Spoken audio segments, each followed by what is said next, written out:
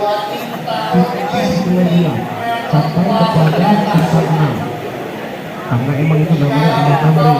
Nah, sifat 6 berlanjut sampai sifat 4, namanya kedudukan 2. Ketiga, masuk ke Ahmad Yani. Nah, di Ahmad Yani ini kita hanya nanti sampelnya aja sampai di dekat untuk Semenek, ya, sampai Semenek. Lanjut dan sifat 4 itu kembali di dunia dulu. Sampai kemana nih Pak? Sampai ke pertigaan yang itu sama ketiganya 4, ya. Kelima mana? Dalam dengan siapa yang berdalam? Di situ pelipatan, karena di situ berlaku sistem uang dulu. Namun kenyataannya banyak kita lihat ya melawan arus beberapa orang tua melawan arus.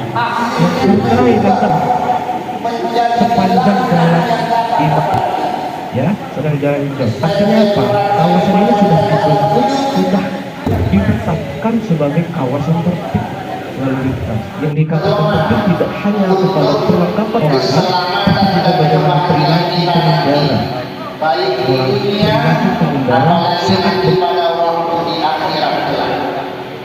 Untuk itu kepada kalian semua, perhatikan saat ini kita berada di alam dunia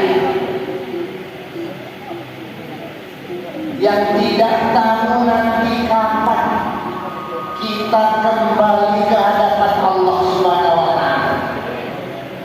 Pada hari ini kita sama-sama berada di dalam musola, sama seperti dulunya ada teman-teman juga bersama dengan kita, tapi pada saat ini dia sudah dipanggil oleh Allah Subhanahu wa Ta'ala. Oleh karena itu, manfaatkan waktu hidup yang diberikan oleh Allah kepada kita di atas dunia ini. Karena bagaimanapun kita akan kembali ke hadapan Allah. Alam yang akan kita tuju setelah alam yang kedua ini, yang disebut alam dunia ini, adalah alam kubur.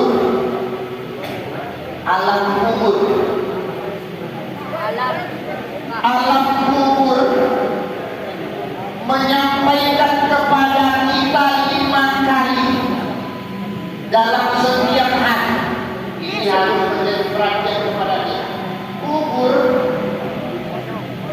berkata kepada kita dalam satu hari 5 kali. Untungnya apa yang disampaikan kubur itu tidak langsung didengar oleh telinga kita. Andainya kita dengar apa panggilan kubur dalam satu hari 5 kali, pasti kita merasa takut dalam hidup ini. Takut. Yang orang yang menakut-takuti, andainya menakut takut, dia masuk untuk menjadi maling. Banyak sekarang hal-hal yang dilakukan orang untuk tercapai apa yang dia maksudkan. Tapi kalau andainya memang benar setan dan jin, tidak akan mampu dia menghadapi, mendengar ayat kursi yang kita baca. Ini manfaat yang kedua. Kemudian jika keluar dari rumah kamu baca ayat kursi, Allah akan pelihara kita di perjalanan. Andainya terjadi kecelakaan, kita akan memperoleh keselamatan yang diberikan oleh Allah Subhanahu wa Ta'ala. Saya ambil satu buktinya, Kak.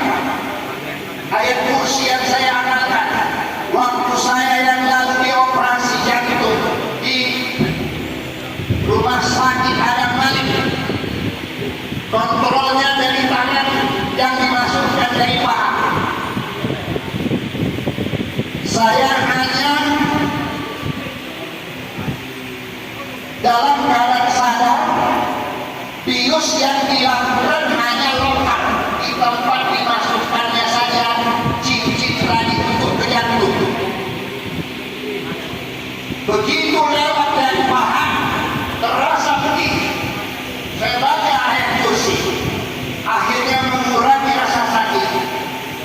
15 menit selesai operasi, tangan diperban karena kontrol dari masuknya tadi cincin ke jantung, nampak di komputer itu.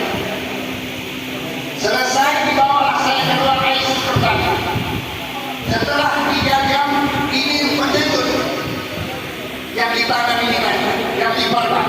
Saya panggil dokternya, dok, tolong kembali buka itu perbannya. Tak tahan saya karena sakitnya tadi. Apa kata dokter? Pak, baru dibuka perban nanti setelah 5 jam. Kalau dibuka nanti meluncurlah darah yang berkeluaran. Kami tidak berani kata. Saya berdiam. Setelah 2 jam dari situ, saya minta lagi, tolong Pak, kalau nanti keluar darah, baru lagi saya. Akhirnya dokter merengkuh, mereka buka. Tadi sudah, alhamdulillah, di waktu dibuka, saya baca ayat kursi tadi. Begitu selesai dibuka, setitik pun darah tidak ada. Dokter bingung. Pak, baru ini kejadian kami mengoperasi orang masukkan cincin ke jantung, perban yang kami buka, belum waktunya tidak berdarah. Dalam hati saya, mungkin inilah manfaat daripada ayat kursi yang dibaca. Ini amalkan. Dalam keadaan sulit apapun kita, Allah akan berikan kepada kita kemudahan.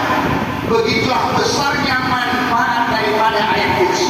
Cuma ingat, dilarang di tempat-tempat kita membaca ayat kursi.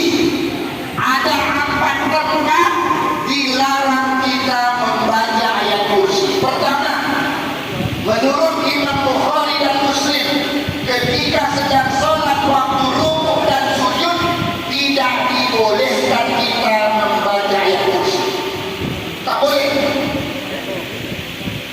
Hukumnya apa? Yang pertama. Yang kedua, ketika dalam keadaan mengantuk, kalau tidur malam, sebelum tidur kau mengantuk, kau baca kursi, tapi tidak jelas ayat kursi yang kau baca tadi, itu tidak dibolehkan. Haram hukumnya. Karena nanti entah kemana ayat kursi tadi yang kita baca tidak sempurna. Jadi membaca ayat kursi dalam